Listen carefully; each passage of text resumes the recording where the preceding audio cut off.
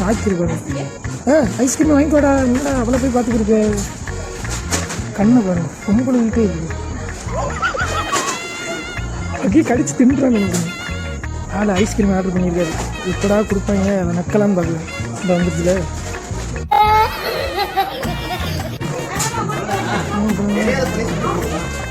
நக்கு நக்குடா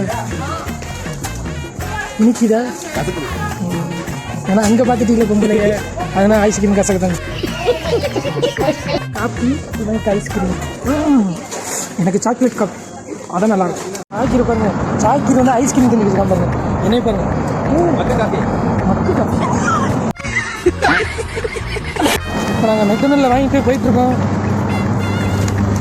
வட வச்சுக்கிறோம். இதே பொம்பளைலாம் நல்லா வெறிச்சு பார்ப்போம். ஏறு ஏறு ஏறு திறக்கவே இல்லையா? இப்போ தோற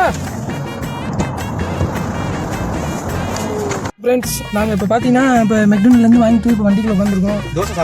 இன்னும் பாருங்க வச்சு மாடி கழிக்கிறான் பாருங்க. இப்போ பாருங்க எப்படி இருக்கு தோசை. அம்மா தோசை சாக்லேட் காபி சூப்பராக இருக்கும்.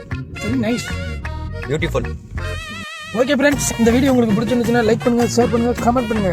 இட்லி அம்மா தோசை அடிச்சுக்கோ கடிச்சுக்கோ குடிச்சுக்கோ.